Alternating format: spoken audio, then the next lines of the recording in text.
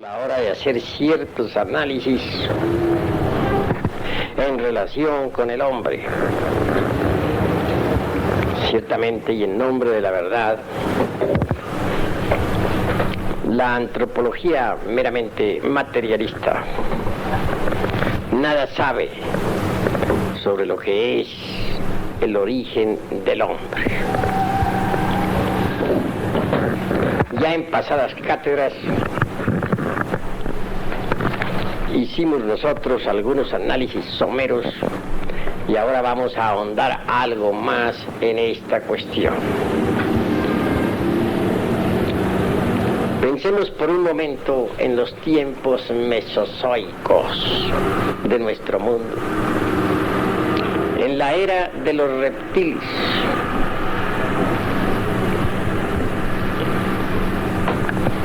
Entonces, en verdad, existía el hombre. Claro, esto lo niega la antropología materialista. En verdad que la antropología meramente profana desconoce el origen real del ser humano. Quiere la antropología materialista que el hombre no exista antes de la era cuaternaria. Se le niega la posibilidad de haber existido durante el periodo cainozoico, lo cual resulta en el fondo manifiestamente absurdo. Sin embargo, hay cosas que lo dejan a uno pensar y es lo siguiente.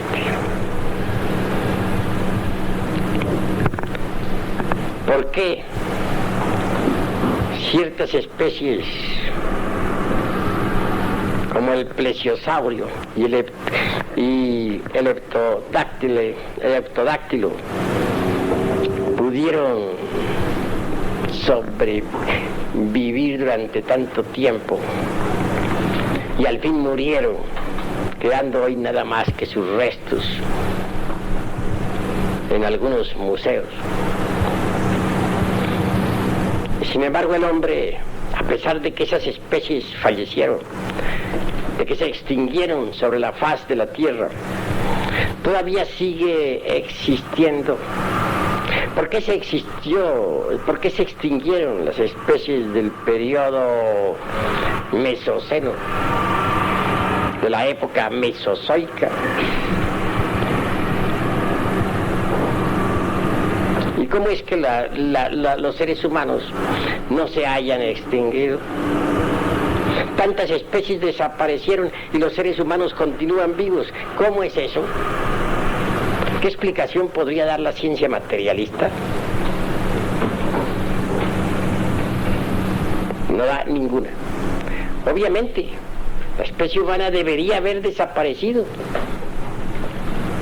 Si desaparecieron sus contemporáneos de la época cuaternaria y de la terciaria, pues también deberían haber desaparecido los seres humanos de la faz de la Tierra, pero continúan.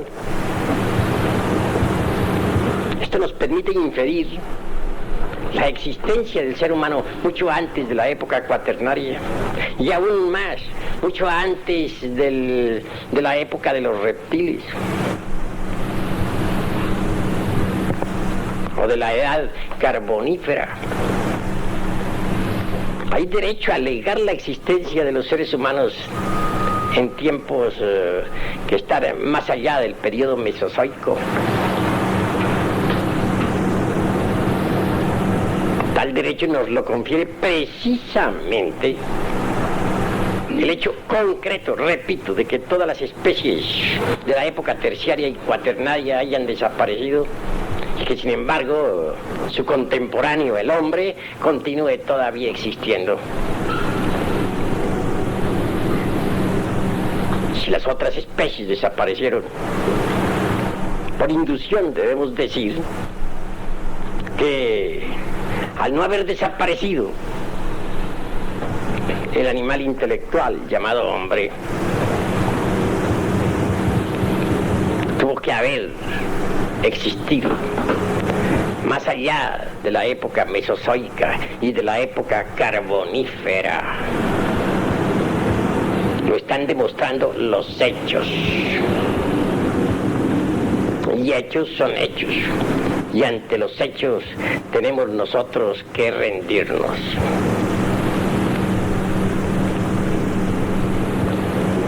Una cosa es terriblemente cierta.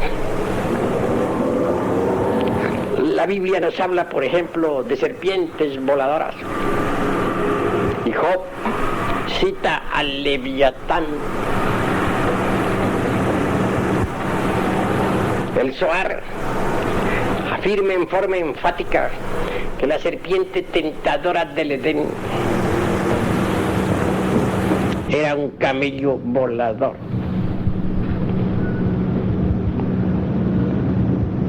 A propósito, no está de más recordar que en Alemania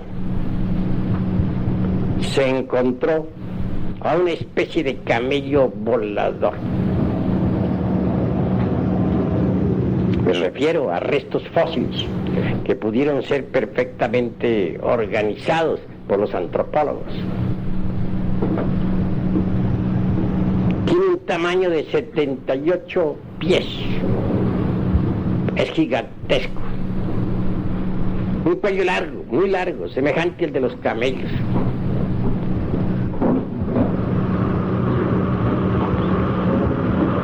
Sin embargo, está provisto de alas membranosas. Y cuando se observa el cuerpo de aquellos restos óseos,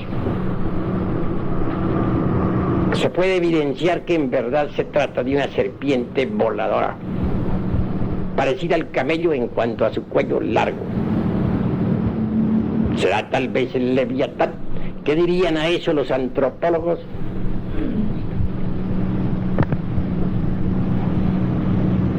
Obviamente este sauro,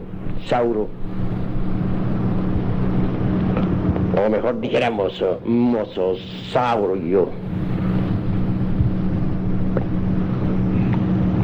es en el fondo únicamente el resto o lo que queda de lo que fue o de lo que fueron las serpientes voladoras de tiempos arcaicos de nuestro mundo, tierra.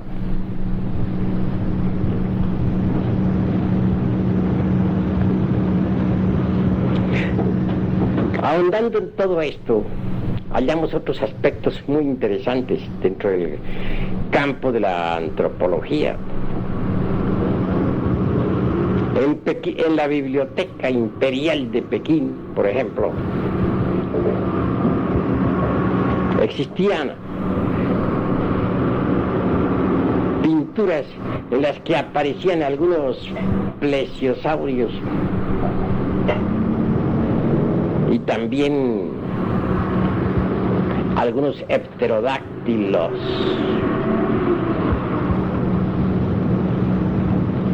¿Cómo es posible que los antiguos que no sabían nada sobre paleontografía o paleontología conocieran especies ya extinguidas de la época misma de los reptiles?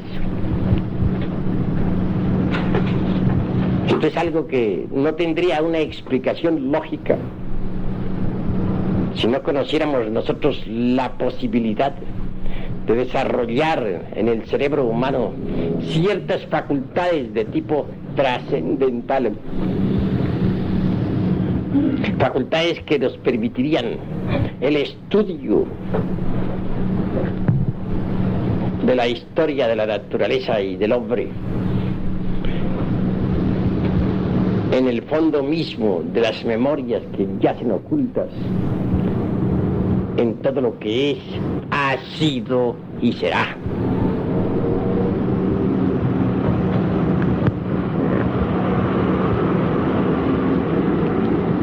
En realidad, de verdad, mis estimables amigos, tenemos nosotros que saber que el hombre actual, en modo alguno es el hombre real.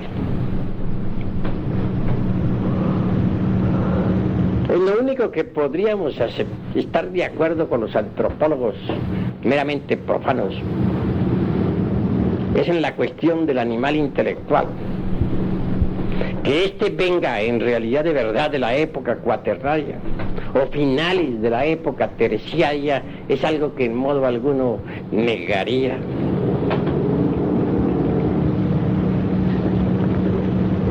Pero antes que todo, conviene hacer una plena diferenciación entre el hombre y el animal intelectual. El hombre verdadero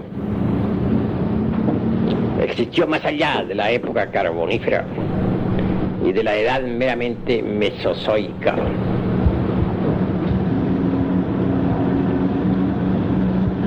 Este hombre verdadero vivió en la época de los reptiles. Desgraciadamente, algunos seres humanos auténticos degeneraron terriblemente al final de la época terciaria, durante el Mioceno. Se mezclaron entonces, desgraciadamente, como ya dije en mi pasada plática, con algunas bestias de la naturaleza. Y de ellos resultaron ciertos simios gigantescos. Estoy repitiendo algo que ya dije, que tenían rostros azules o rojos, que caminaban sobre pies y manos o que se erguían como bípedos y que tenían la capacidad de hablar. A su vez, tales especímenes hubieron de mezclarse con otras bestias subhumanas y de todo ello resultaron ya los simios que conocemos, o también a base de ciertas evoluciones algunos tipos de humanoides. Estos humanoides siguieron reproduciéndose incesantemente durante la época cuaternaria y posteriormente en esta época en que nos encontramos. Son estos humanoides la humanidad actual, mezcla de hombres auténticos con bestias de la naturaleza. Ahora verán pues la diferencia que existe entre los hombres reales de la primera, segunda y tercera raza y los animales intelectuales de la cuarta y de la quinta raza en que nos encontramos. Sin embargo, no por eso hemos de desalentarnos. Los gérmenes para el hombre están en las mismas glándulas sexuales. Los cargamos. No hay quien no cargue tales gérmenes, puesto que es el resultado de la mezcla del hombre con el animal. Si carga tales gérmenes, existe la posibilidad de elevarse al estado humano verdadero.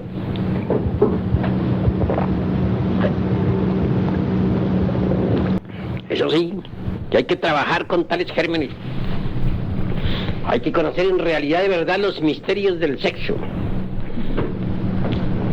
para poder crear al hombre auténtico dentro de sí mismo. Desgraciadamente, los antropólogos materialistas creen que son hombres. No, desconocen absolutamente los misterios del sexo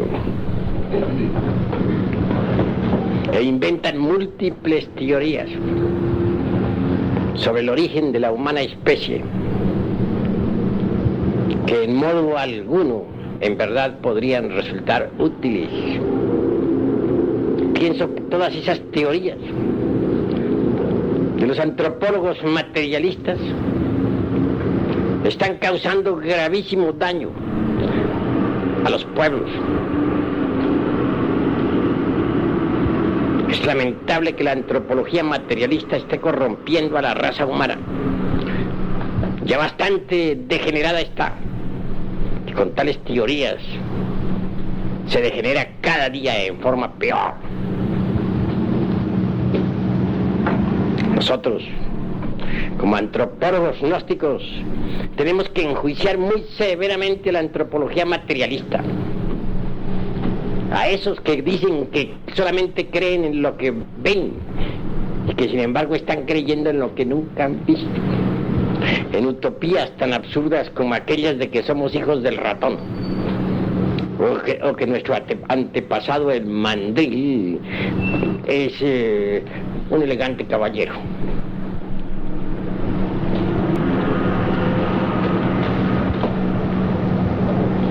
Tenemos que buscar indudablemente el origen de esta raza humana, de esta quinta raza que es a la cual nosotros pertenecemos. Debemos hallar su cuna por la Cachemira, por la meseta central del Tíbet, por el Euximio, etcétera. No quiero decir que la cuna completa de la raza actual haya tenido su origen absolutamente en esas regiones que he citado, pero en nombre de la verdad debo decir que tales regiones de la Tierra constituyen una cuna muy importante de la especie humana, una de las varias cunas. Me refiero a la especie humana actual, a las gentes de la quinta raza. Han habido 5 razas en el mundo que corresponden a 5 épocas diferentes. En primer lugar dije que teníamos la raza protoplasmática, luego los hiperbóreos, posteriormente los lemures, más tarde los atlantes, y por último tenemos esta raza que es la nuestra, la área.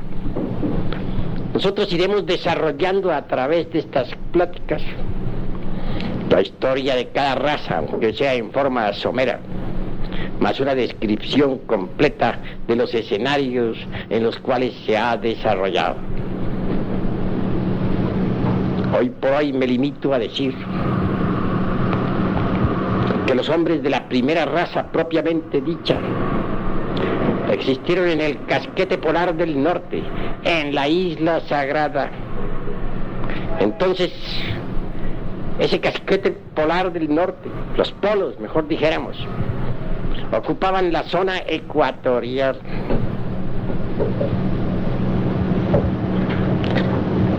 Incuestionablemente, la forma de vida de aquella raza era muy distinta a la actual.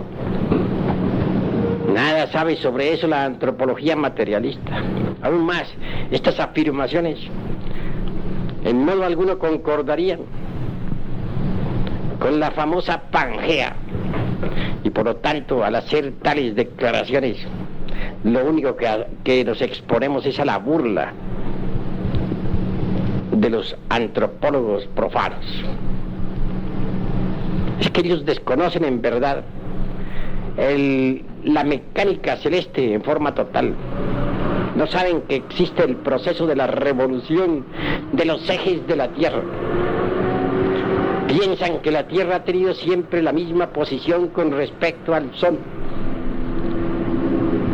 Y es obvio que por tal motivo han inventado su Pangea, pues les resulta más cómodo que estudiar astronomía. Los hiperbóreos tuvieron su escenario en esa herradura que rodea al Polo Norte. Obviamente la misma Inglaterra y hasta Irlanda pertenecieron a la tierra de los hiperbóreos. A esa tierra perteneció también Alaska. Y todas esas regiones que forman una herradura alrededor del casquete polar del norte. La Lemuria existió más tarde, en el Océano Pacífico. Un enorme y gigantesco continente que cubría toda el área del Pacífico. La Atlántida existió más tarde, en el océano que lleva su nombre. Así pues, la fisonomía del globo terráqueo ha cambiado muchas veces. 5 continentes, o 5 aspectos, o 5 escenarios ha tenido nuestro mundo, en los cuales se han desenvuelto 5 razas. ¿Podríamos nosotros aspirar a que ellos, los señores de la antropología materialista, aceptaran todo esto? Incuestionablemente que no, porque ellos creen que se las saben todas, y de todas. No solamente ignoran, sino lo que es peor, ignoran que ignoran. Se proponen atacar al Génesis bíblico, y en su afán anticlerical han inventado todas esas teorías que abundan por aquí, por allá y acullá. No quieren entender siquiera lo que significa la palabra Edén. Ed, en su etimología. Hay una raíz griega que explica tal palabra: voluptuosidad.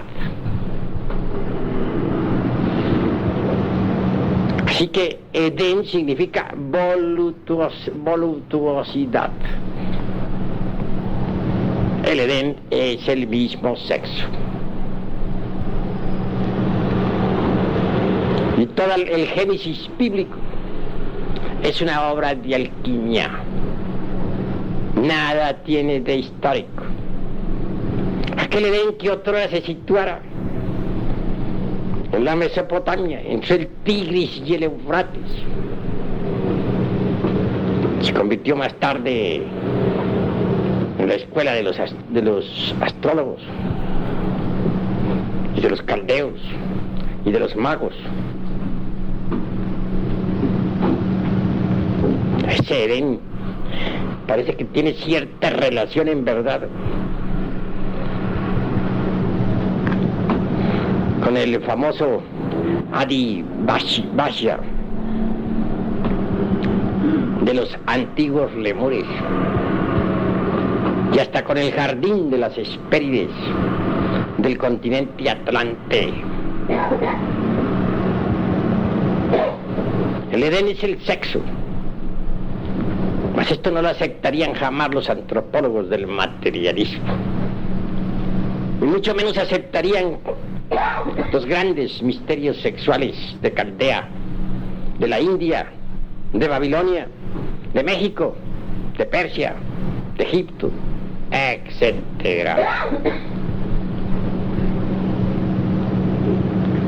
En la Lemuria existió el sistema de reproducción por Kriyasakti, esto es, durante el Mesozoico, mucho antes de que la raza humana hubiera caído en la generación animal.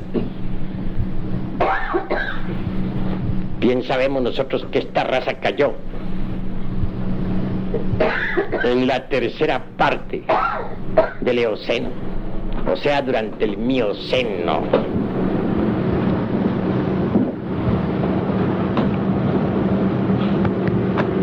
Las gentes, los hombres verdaderos de la época mesozoica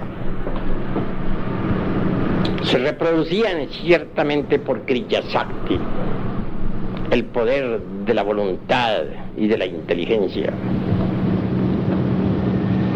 pero eran hombres, y su sistema de reproducción no sería aceptado hoy en día por los animales intelectuales, porque el sistema de reproducción de los hombres verdaderos es el de Kriyasakti. Es un sistema sagrado que causaría risa y rechazo a los antropólogos materialistas. Aún más se sentirían ofendidos.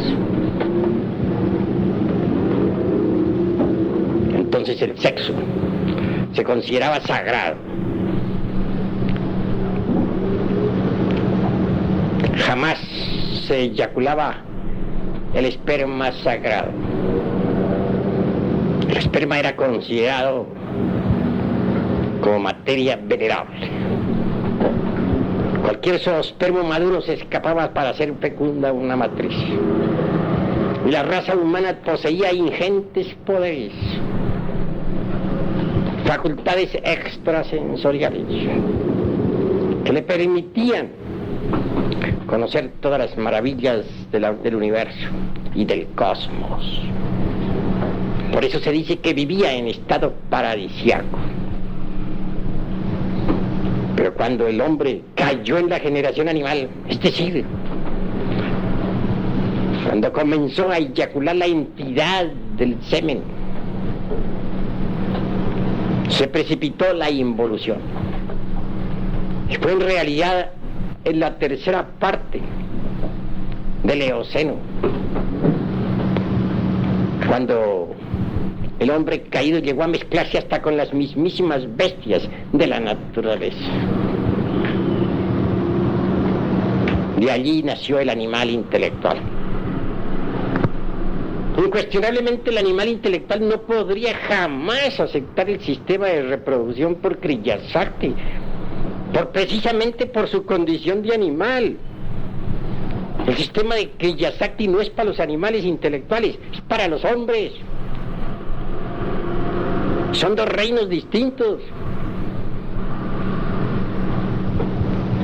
Así que en realidad de verdad no debería sorprendernos que los animales intelectuales de la antropología materialista rechazaran el sistema de reproducción por Kriya-Shakti. Y tienen hasta razón en rechazarlo. Pues el sistema no es para los animales intelectuales, repito, sino para los hombres. Sin embargo, como quiera que los gérmenes del hombre, a pesar de todo, están en nuestras glándulas endócrinas, es obvio que si trabajamos nosotros con el sistema sexual de Kriya-Shakti, que es el de los hombres, podremos en realidad de verdad regenerar el cerebro y desarrollar dentro de la naturaleza fisiológica y biológica y psicosomática al hombre real, al hombre verdadero. Pero repito, esto no le gusta a los animales intelectuales. Nosotros en la Gnosis hemos difundido por todas partes los misterios del sexo. Si bien es cierto que el gnosticismo universal ha aceptado el sistema de reproducción por Kriya-Shakti, no es menos cierto que millones de animales intelectuales lo han rechazado. Y no podemos criticarlos, puesto que ellos son animales intelectuales, el producto de la relación sexual de ciertos hombres que degeneraron en la época terciaria y que se mezclaron con bestias de la naturaleza. ¿Cómo podrían las bestias, ese producto de hombres y bestias, aceptar un sistema sexual que no les pertenece? Imposible. Así que vale la pena que reflexionemos un poco. Pero bueno, vamos a entrar a un punto más importante, que lo he anotado hoy para que reflexionemos sobre eso. Al fin y al cabo, ¿de dónde surgieron todas las especies vivientes? ¿De dónde surgió esta naturaleza?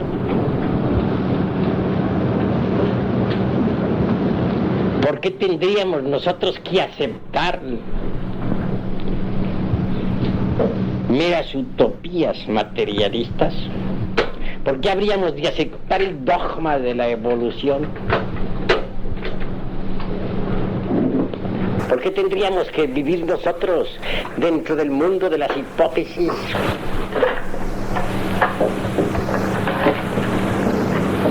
Ha llegado el momento de ahondar un poco en toda esta cuestión. En mi pasada plática dije que la especie humana, antes de aparecer en el escenario del mundo, se había desarrollado en las dimensiones superiores de la naturaleza y del cosmos. Claramente que la especie humana se había desenvuelto en otras dimensiones. También dije que los señores materialistas no aceptaban esas dimensiones superiores. Ellos quieren que a la fuerza estemos metidos dentro del dogma tridimensional de Euclides. Son como el cerdo que quiere estar a todas horas en la posilga y no quiere ver nada que no se parezca a posilga. Pero nosotros no aceptamos esos dogmas.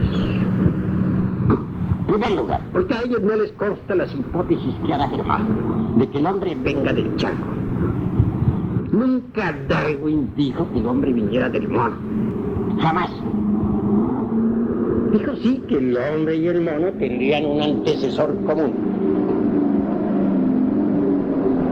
A Darwin abrió una puerta. Nada más. Cuando Carlos Marx le dedicó a Darwin su dialéctica materialista, este se ofendió. Rechazó tal dedicatoria. Se sintió muy molesto. Mr. Darwin no era materialista. Investigaba y abrió una puerta. Eso es todo. A nosotros nos toca aprovechar esa puerta y ahondar en el misterio. Si todo lo que hay hasta ahora son hipótesis, como lo dice Haeckel, quien en verdad asegura en forma enfática que ni la geología, ni la filogenia serían jamás ciencias exactas. Si las teorías de un día desaparecen al otro día, si estos señores están afirmando lo que nunca han visto, a pesar de que dice que no creen, sino que lo que ven, si están mintiendo en esa forma, entonces no podemos ni debemos darles crédito. Tenemos que apelar a la sabiduría de los antiguos. Así lo enseña el gnosticismo universal. Que la raza humana se hubiera desenvuelto en otras dimensiones, eso es un imposible para la ciencia materialista. Pero es una realidad para los gnósticos. Si los sabios antiguos podían hablar del plesiosaurio, si podían mencionar a distintas bestias de las épocas de los reptiles y aún más del periodo carbonífero, sin saber, como ya dije, paleontología ni paleontografía, ni tener todas esas jergas en la cabeza, es porque poseían facultades extraordinarias que pueden ser desenvueltas y que residen dentro del cerebro humano. ¿Podrían los señores antropólogos materialistas afirmar que ya conocen totalmente el cerebro humano? Es obvio que no. Aún más, afirmo claramente que la ciencia médica todavía no conoce en realidad de verdad el cuerpo humano. Creerán que lo conocen, mas no lo conocen. Mucho más tarde, cuando ustedes ahonden en la ciencia de los ginas, podrán corroborar mis afirmaciones. Pero no nos desviemos tanto del tema. Al fin y al cabo, ¿cuál es el origen de la humanidad, de la tierra,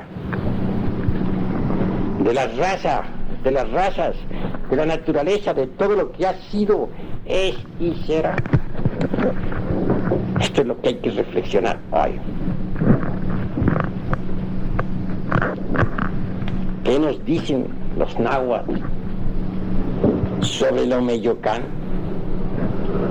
¿Y qué es el Omeyocán, el lugar 2?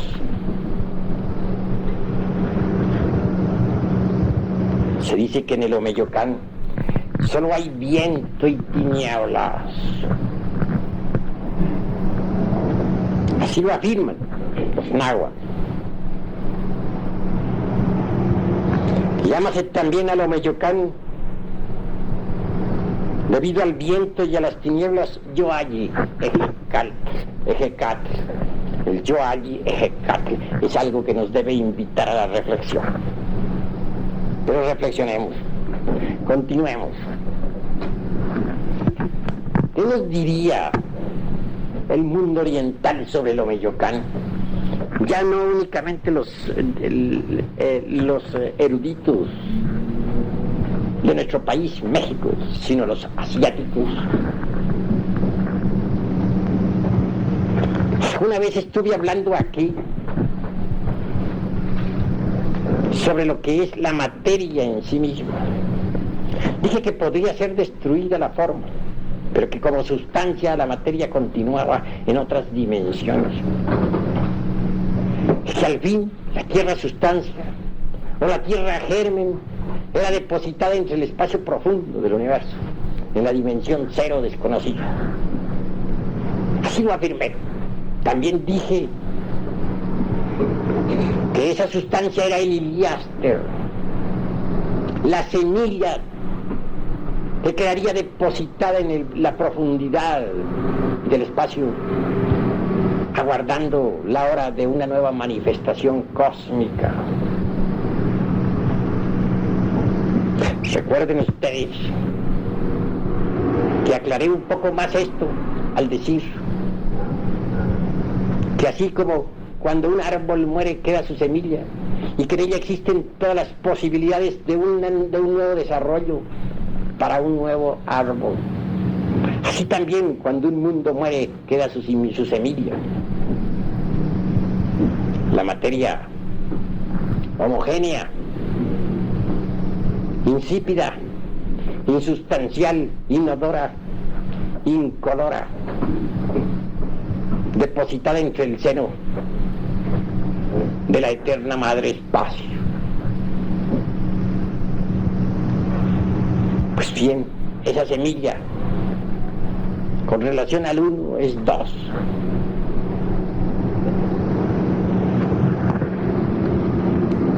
No debemos olvidar que para ser uno se necesita ser 2. Solo así podemos, que para ser uno hay que primero ser 2. Y el uno se siente 2. Esa tierra caótica, primigenia, insípida, insustancial, inodora, ese germen de mundo, depositado entre la madre espacio, es el Omeyocan. Un verdadero paraíso que durante el tiempo de inactividad vibra, sin embargo, con felicidad. Llámase también, se ha dicho al Omeyocan, debido al viento y a las tinieblas, Yoalli Ejecatl. ¿Por qué? Porque Ejecatl es el dios del movimiento cósmico, el dios del viento. Yoalli Ejecatl, he ahí, el gran movimiento cósmico, en el Omeyocan. Es allí en el Omeyocan donde reina la auténtica felicidad del mundo, la dicha inagotable, profunda. Existen días y existen noches cósmicas. Cuando la Tierra está en estado germinal, o cuando un mundo cualquiera se encuentra en estado de germen, depositado entre el seno del espacio profundo, duerme.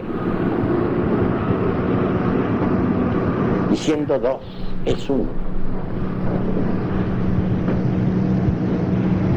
Después de cierto periodo de actividad, entonces el impulso eléctrico, el huracán eléctrico, hace que todos los aspectos positivo y negativo entren en actividad.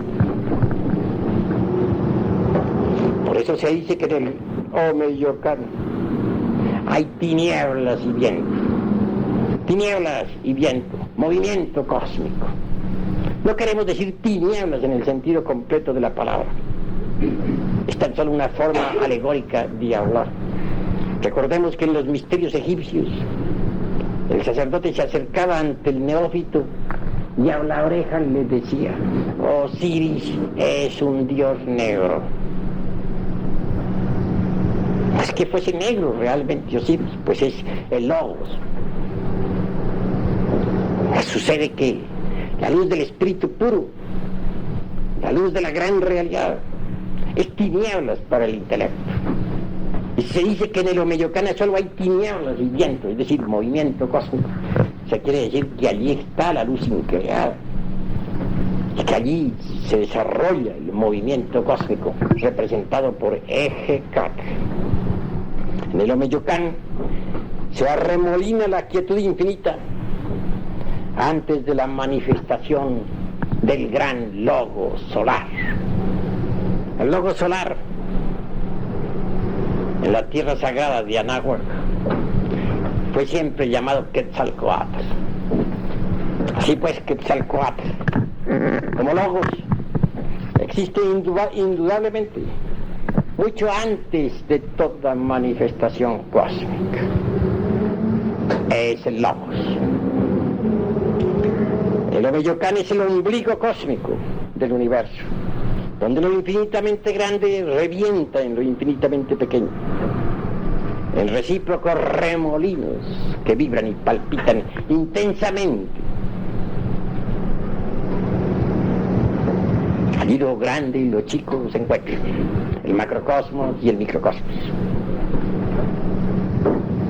Con la aurora del universo, el huracán eléctrico hace palpitar todos los átomos en forma de remolinos dentro del Omeyocán, dentro del ombligo del universo, dentro de la matriz cósmica, que es el 2.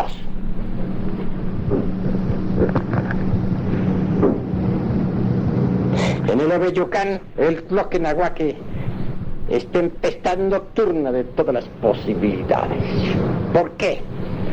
Porque cuando el movimiento eléctrico, el huracán eléctrico, el torbellino eléctrico hacen girar todos esos átomos dentro de la materia caótica, existen todas las posibilidades de la vida universal. Así lo han escrito siempre los mejores autores de cosmogénesis. Naturalmente estamos diciendo algo que nunca aceptaría en modo alguno la ciencia materialista. En el Omeyocán, el señor de la noche, el negro Tecastlipoca, se niega, revienta en luz y nace el universo que fecunda, que maneja Quetzalcóatl, el logo solar. Recordemos nosotros que este Tecastlipoca representa en su aspecto femenino a la luna y a Dios Madre. Y el Omeyocán es precisamente eso, Dios Madre. Es precisamente la matriz del mundo. Por eso se dice que Tecastlipoca revienta en luz. Sí, la madre se hincha como la flor del loto. Y al fin nace este universo, que de hecho fecunda el logos. En náhuatl se dice que Quetzalcóatl entonces dirige y maneja ese universo que surge a la existencia. El logos, unidad múltiple perfecta, es radical, mas se desdobla a sí mismo en los 49 fuegos para trabajar con este universo naciente. Incuestionablemente es precisamente el logos Quetzalcóatl quien dirige este universo. Es mejor dijéramos la conciencia cósmica gobernando y dirigiendo lo que es, ha sido y será. Pero estoy seguro, perfectamente seguro, de que la antropología materialista no aceptaría esta concepción del Quetzalcóatl. Estoy plenamente seguro de que la antropología materialista rechaza el logos, de que está en contra de la tradición mexicana, que no quiere nada con la sabiduría de México. La antropología materialista, al rechazar a Quetzalcóatl como verdadero gobernante del universo. De hecho, está en contra de México mismo. Así, mis queridos amigos, vale que reflexionemos un poco. Tampoco conviene que nos formemos de nuestro señor Quetzalcóatl una concepción antropomórfica. No, repito, el Quetzalcóatl es una unidad múltiple perfecta. Es el demiurgo de los griegos, el logos platónico, el principio ingente de la naturaleza, haciendo vibrar cada átomo, haciendo estremecer cada sol. Es el fuego creador del primer instante. No podrían asegurarme jamás los señores del materialismo antropológico que conocen el fuego. Estoy seguro que no lo conocen, ni mucho menos la electricidad. A nosotros nos interesa el fuego del fuego y el conocimiento profundo de la electricidad. Ellos usan el fuego como elemento y lo consideran como elemento de combustión, más se equivocan. Porque en realidad, de verdad, si nosotros rastrillamos un cerillo, veremos que surge el fuego. Dirían ellos, producto de la combustión. No, señor. Más bien la combustión es un producto del fuego. Porque la mano que rastrilla el cerillo tiene fuego para moverse. Y el fuego está latente dentro del cerillo mismo. Basta solamente eliminar ese estuche de materias químicas, de fósforo, mediante el rastrilleo para que surge el fuego. El fuego existe antes del cerillo. Es algo desconocido para la química. Porque el fuego en sí mismo es el logos, el principio inteligente fundamental de la naturaleza. Conste que nosotros no estamos defendiendo a un Dios antropomórfico que tanto molestaría a los señores de la antropología materialista. No. Únicamente estamos haciendo gran énfasis para decir que la naturaleza tiene principios inteligentes y que toda esa suma de inteligentes principios de la naturaleza es Quetzalcóatl, el demiurgo de los griegos, el logos de los platónicos, unidad múltiple, perfecta, latente en todo átomo, en todo corpúsculo que viene a la vida, en toda criatura que exista bajo el sol. No hay duda, mis queridos amigos, de que el monoteísmo causó gran daño a la humanidad. Porque como consecuencia del mismo se provocó el materialismo, el ateísmo. Digo también que el politeísmo, llevado al abuso, al extremo, causó daño a la humanidad. Porque entonces de él surgió el monoteísmo, y del monoteísmo a su vez surgió el ateísmo materialista. Vean ustedes cómo el politeísmo, habiendo degenerado, dio origen al monoteísmo antropomórfico. Y por último, examinen ustedes cuidadosamente la secuencia. El monoteísmo antropomórfico originó a su vez, debido a los abusos de los diversos cleros religiosos, el ateísmo materialista. Si nosotros aceptamos principios inteligentes en la naturaleza y en el cosmos, como fundamento de toda esta maquinaria de la relatividad, no desconocemos de que en el fondo la variedad es unidad. Conceptúo que en un futuro inmediato la humanidad tendrá que volver al politeísmo, pero en una forma monística, trascendental. Deberá equilibrarse la humanidad desde el punto de vista espiritual entre el monoteísmo y el politeísmo. Solo así podrá en verdad iniciarse una renovación de principios y una revolución completa de la conciencia.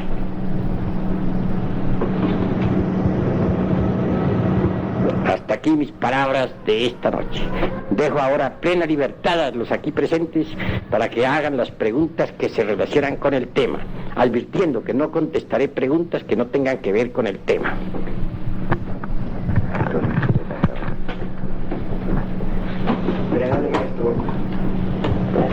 ¿Existe alguna relación entre el Teotihuacán eterno con el Omeyocan? Repite la pregunta. ¿Hay alguna relación, venerable maestro, entre el Teotihuacán eterno y el Omeyocan?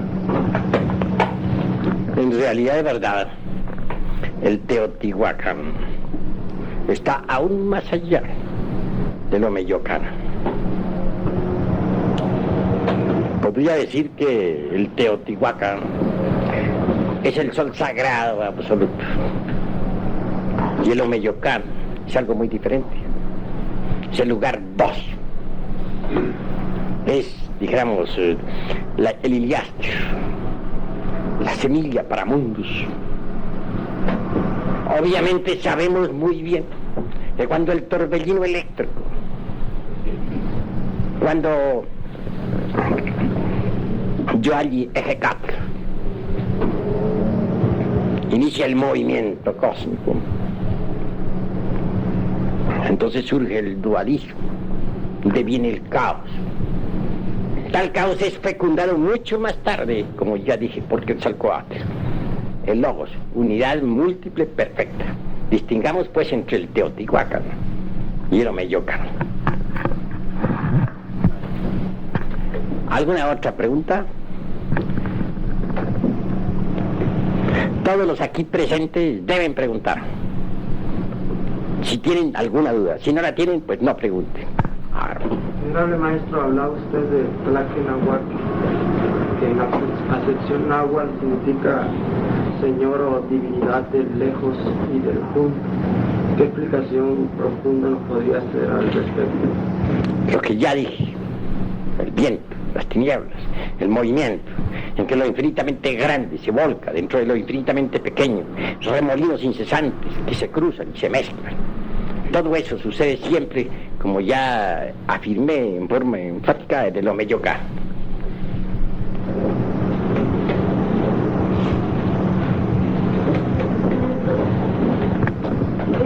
Entonces del microcosmos, ¿se puede hablar en el animal intelectual como microcosmos o es el hombre el microcosmos? Bueno, en el animal intelectual existe la posibilidad del microcosmos, puesto que carga la semilla de hombre, aunque no es más que una bestia razonativa, pues no hay duda de que el animal intelectual resultó de la mezcla precisamente de ciertos hombres degenerados con animales de la naturaleza. De manera que estos cuerpos que nosotros tenemos son el resultado de tales mezclas durante la época de la gran caída, al final de la edad terciaria, en el Mioceno. ¿Entendido? ¿Alguna otra pregunta?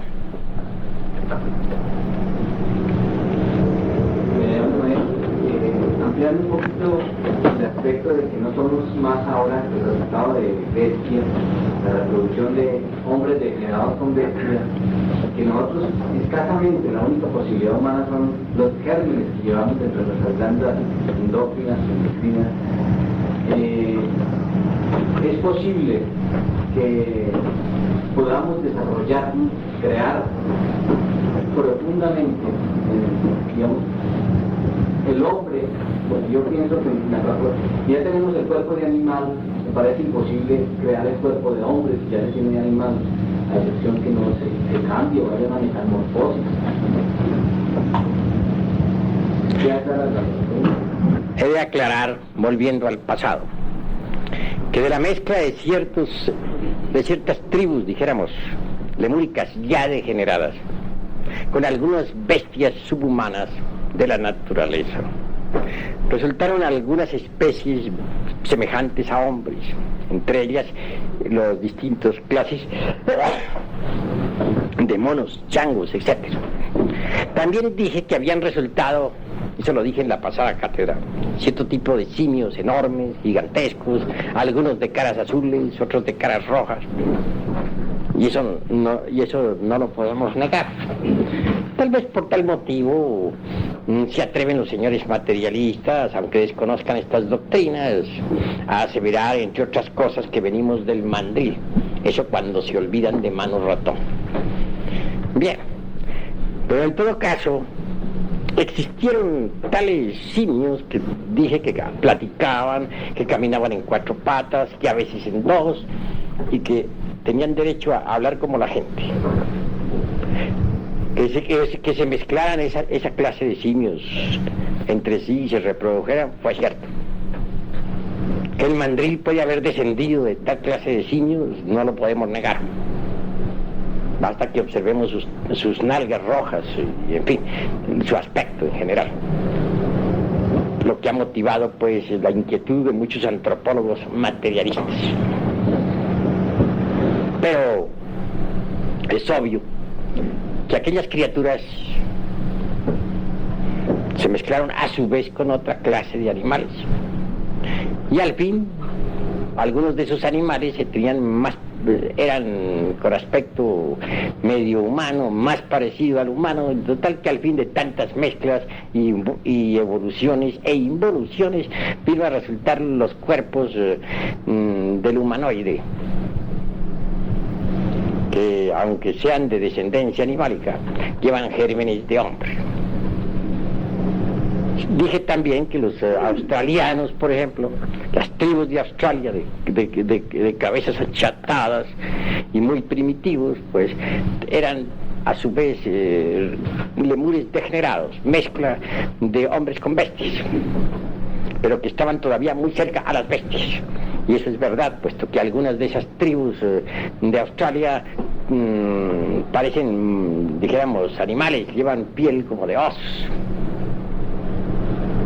Si todas esas metamorfosis son posibles, es posible también, ya que el cuerpo humano actual se parece al hombre, aunque no sea hombre, crear dentro del organismo humano, dentro de lo psicosomático, dijéramos, al hombre auténtico.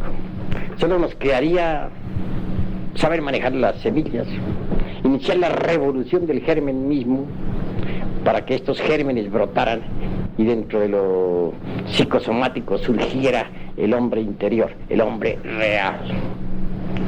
Que en este trabajo hayan de hacerse en ciertas modificaciones orgánicas no lo podemos negar.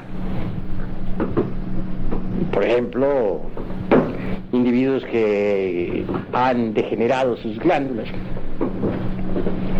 que se han sometido a trasplantes glandulares o de vísceras, son casos perdidos. Ya en ese terreno no es posible que los gérmenes del hombre puedan brotar, germinar, desarrollarse. Así pues que en verdad, mis queridos amigos, hay que hacer ciertos cambios en el organismo físico, y esos cambios se hacen precisamente con el trabajo sexual, adoptando el sistema de Kriya Shakti, el método de reproducción de los lemures. Pero obviamente, como ya les dije y les repito ahora, este método de reproducción es odiado a muerte por los animales intelectuales. Mas si algún animal intelectual desea convertirse en hombre, tiene que aceptar el sistema sexual de los hombres o continuar como animal intelectual. Así pues hay que provocar ciertas mutaciones, ciertos cambios favorables. Así es posible que el animal intelectual se eleve al nivel del hombre. Bueno, hasta aquí mis palabras. ¿Va alguna otra pregunta? A ver, hermano, Aladino. Maestro, en Tenayuca, aunque es ciudad de los muros, se adora a Catiboca, que usted citó, y allí hay justamente muchas calaveras que representan pues, a la memoria, a la muerte. Tiene relaciones, digamos, con que la matriz del mundo de Catiboca, la luna, la diosa por la noche. Tiene relaciones también con Lalo Pescador, ahí mismo, las pirámides de la Yucatán, con las aguas, por ejemplo, la creación. Pues es claro que Tlaloc es el agua, es la vida. El agua como macrocosmos, por ejemplo. Es claro que es el agua, es la vida. Sabemos que muy bien la importancia que el agua y la tierra tienen para que surjan las criaturas vivientes. Como dijo Moisés, para crear criaturas vivientes se necesita de agua y tierra. Eso es obvio.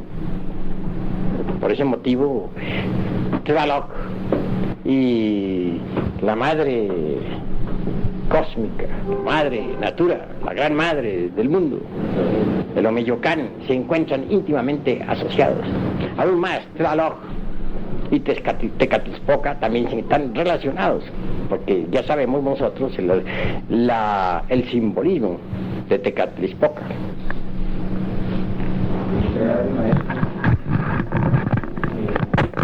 Está complementando la reforma antropológica nuestra, la cual muchos nos queremos lanzar a las universidades y al mundo europeo. Vamos a tener que tener muy claros ciertos datos, o sea, ser muy precisos en la expresión. Yo he comprendido, maestro, en un momento dado que si el animal intelectual, que ahorita dicen nosotros, es un animal degenerado, no idéntico al hombre, muy parecido, va a crear dentro de sí mismo el hombre. Volvieron y cayeron. O sea, llegaron a hacer su iniciación, botaron la piedra en fila. Volvieron y cayeron, vuelven, pero sus cuerpos parecen ser los mismos, maestro. ¿Qué metamorfosis es la que se oculta? ¿Qué cambios? O el cuerpo humano del hombre verdadero y el de este animal son idénticos. Yo no veo la diferencia. Hay similitud entre el cuerpo del hombre y el cuerpo del animal intelectual actual. Pero es obvio que mediante la ciencia transmutatoria de Yesod Mercurio tienen que provocarse cambios tremendos dentro del organismo humano.